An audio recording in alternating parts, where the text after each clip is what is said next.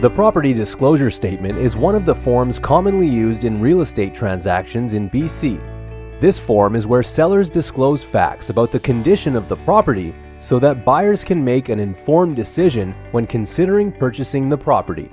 In BC, there are different types of property disclosure statements that are used depending on the type of property being sold.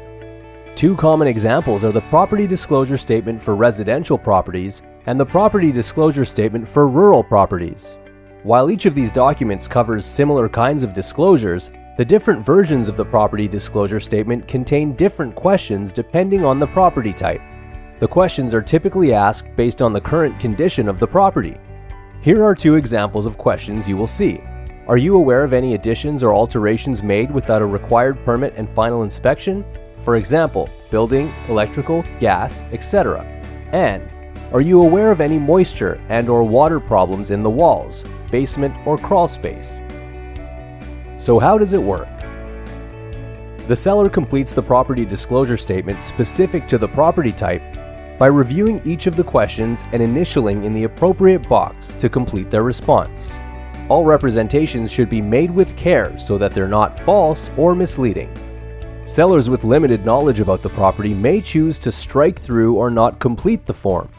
This might happen if the property is occupied by a tenant or if the seller is listing the property as executor of an estate or as power of attorney for the owner.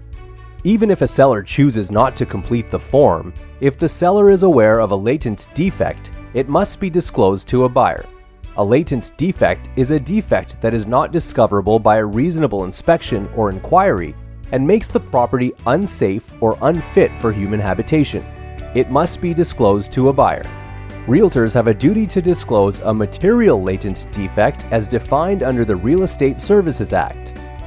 While a latent defect is any defect that is not discoverable by a reasonable inspection or inquiry, and that makes the property unsafe or unfit for human habitation, a material latent defect as defined under the Act is broader. If a known material latent defect hasn't already been disclosed by the seller, Realtors must disclose this to their clients and all other parties in the transaction prior to the seller accepting an offer. So, what happens if issues are identified in the property disclosure statement?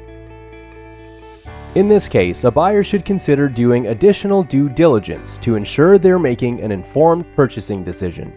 While the property disclosure statement is not a mandatory form, by completing it, the seller may minimize the risk for potential claims after the sale of their property.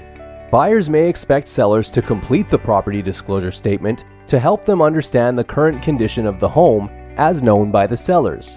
Based on this information, a buyer might decide whether they wish to make an offer on the home based on the known current condition and what additional due diligence they may want to consider. What happens if new information becomes available during the listing or sale of a property? For example, what if it turns out that renovations were done without a permit? The home needs a new roof, or there is a mold infestation. It's best practice for the seller to amend the property disclosure statement to reflect their current knowledge of the property.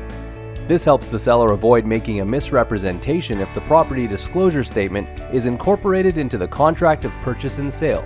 If new information becomes available after an offer is accepted, the seller should seek legal advice to help them determine their disclosure requirements.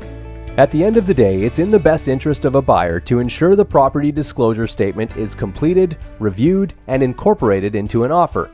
It's also important to know that the property disclosure statement reminds buyers of the importance of making their own inspections and inquiries, since a seller's recollection or knowledge of their own property might be incomplete.